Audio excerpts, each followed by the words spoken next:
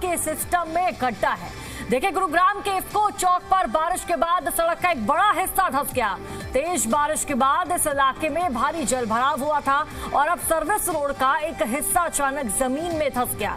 बताया जा रहा है कि सर्विस रोड के नीचे से जीएमडीए की मुख्य सीवर लाइन गुजर रही है। सड़क धंसने की खबर मिलते ही ट्रैफिक पुलिस ने मौके पर पहुंचकर अस्थायी बैरिकेडिंग कर दी और वाहनों को डाइवर्ट किया है। फिलहाल सड़क में बने गड्ढे को भरने और क्षतिग्रस्त हिस्से की मरम्मत का काम किया जा रहा है। गनीमत रही कि जब सड़क धंसी उस वक्त वहां से गुजर रहा कोई वाहन या राहगीर हादसे का शिकार नहीं हुआ। हालांकि जलभराव और ट्रैफिक जाम के बाद सड़क धंसने की इस घटना ने गुरुग्राम की ड्रेनेज व्यवस्था और प्रशासन की तैयारियों पर सवाल जरूर खड़े कर दिए हैं। दो तस्वीरें आपके सामने हैं हाल फिलहाल में बारिश और बारिश के बाद गुरुग्राम की सड़क का एक बड़ा हिस्सा गड्ढे में तब्दील हो गया।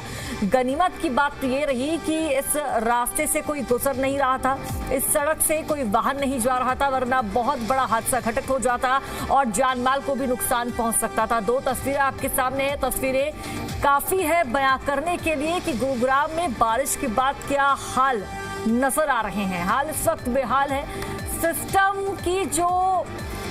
सिस्टम द्वारा बातें कही जाती थी कि कार्य किया गया है। अब जो मानसून होगा, मानसून आएगा, मानसून से पहले के ये दावे थे सिस्टम के कि मानसून जब एक्टिव होगा तो कोई समस्या नहीं होगी, लेकिन सड़क पर इतना बड़ा गड्ढा, बड़ा सवाल खड़ा हो रहा है। ये गड्ढा कैसे हुआ? जब प्रशासन की तरफ से वादे दावे किए गए थे तो गड्ढा आखिरकार हुआ कैसे? तो ज्यादा जानकारी साझा करेंगे संवाददाता देवेंद्र भारद्वाज हमारे साथ लाइव कनेक्ट हो चुके हैं। देवेंद्र, तस्वीरें हम देख रहे हैं, बारिश हुई, बारिश के बाद सड़क पर एक बहुत बड़ा गड्ढा हो गया। किसकी लापरवाही इसको माने? बिल्कुल, गुरुग्राम में बारिश के बाद जहां अलग अलग जल भराव हो जाता है, वहीं किस तरह से एक सड़क में गड्ढा हो जाता है। न केवल इफ्को चौक की बात है, बल्कि सुभाष चौक पर भी इसी तरह से गड्ढा हो गया। फिलहाल बैरिकेडिंग लगातार जो की गई है, वाहनों की आवाजाही को पूरी तरह से रोका गया है। कारण उसका यही है कि जिस तरह से बारिश के बाद जो जल भराव हुआ और सीवर लाइन की जो पाइपलाइन इसके नीचे से जा रही थी वो पूरी तरह से डैमेज थी। और यही कारण है कि अलग अलग जिस तरह से सुभाष चौक पर ये एक बड़ा गड्ढा हुआ था, उसके बाद अब इफ्को चौक पर ये गड्ढा हुआ है। निश्चित तौर पर एक बड़ा सवाल खड़ा करती है कि बारिश के बाद किस तरह से शहर की सूरत बदल जाती है। और यही कारण है कि लगातार इस तरह की जो तस्वीरें सामने आई वो विचलित करती है कि जो करोड़ों रुपए बारिश के लिए लगाए जाते हैं कि जलभराव ना हो, इस तरह की दिक्कत ना हो, लेकिन उसके बावजूद भी इस तरह की परेशानी लोगों को झेलनी पड़े, तो निश्चित तौर पर एक बड़ा सवाल खड़ा होता है। क्योंकि जिस तरह से सबसे ज्यादा रेवेन्यू गुरुग्राम देता है, उसके बावजूद जिस तरह की तस्वीर और तकदीर बदलने की बात कही जाती है वो धरातल पर नजर नहीं आती। और यही कारण है कि इस तरह की तस्वीरें आम तौर पर एक बारिश के बाद देखने को मिलती है। हर मानसून में करोड़ों रुपए खर्च किए जाते हैं। ये कहा जाता है कि इस बार जलभराव नहीं होगा, अलग अलग जगह जाम नहीं लगेगा, सड़कों पर किसी तरह के गड्ढे नजर नहीं आएंगे। लेकिन एक इतनी बड़ी स्थिति और इतनी बड़ी तस्वीर देखने को मिलती है कि इफ्को चौक पर कितना बड़ा गड्ढा हो जाता है। इसके अलावा सुभाष चौक पर एक बड़ा गड्ढा सड़क पर हो जाता है। यही नहीं, नेशनल हाईवे जो दिल्ली जयपुर हाईवे है, उसके ऊपर भी जो पहली बारिश आई थी उसके दौरान एक बड़ा गड्ढा वहां हो गया था।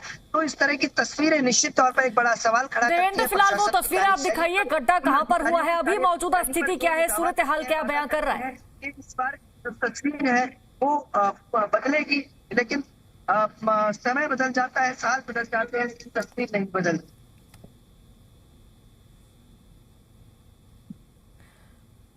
बिल्कुल देवेंद्र, जो हालात है वो भी हम देख रहे हैं, हमारे दर्शक भी देख रहे हैं, लेकिन देवेंद्र वो तस्वीरें भी आप दिखाइए कि अभी मौजूदा वक्त में क्या स्थिति बनी हुई है, गड्ढा कहां पर हुआ है और आसपास क्या बैरिकेडिंग लगाई गई है, डेंजर जोन लिखा गया है, लोगों को कहा जा रहा है कि भाई इस रास्ते से ना जाएं।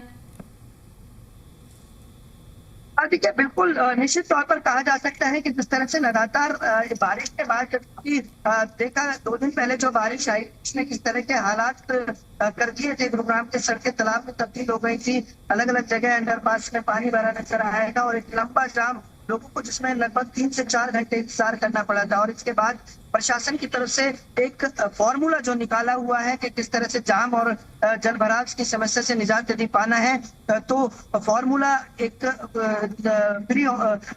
जो होम बनाया हुआ है कि आप घर बैठकर काम करें। कॉर्पोरेट ऑफिस को वर्क फ्रॉम होम के आदेश जारी कर दिए जाते हैं। इसके अलावा स्कूलों की छुट्टी कर दी जाती है। तो ये एक ऐसा फॉर्मूला निकाला है जिससे इस समस्या का हल निकल जाता है एक दिन के लिए। लेकिन सबसे बड़ा सवाल ये उठता है कि बारिश के बाद जो स्थिति उत्पन्न होती है उसके जिम्मेवार कौन है।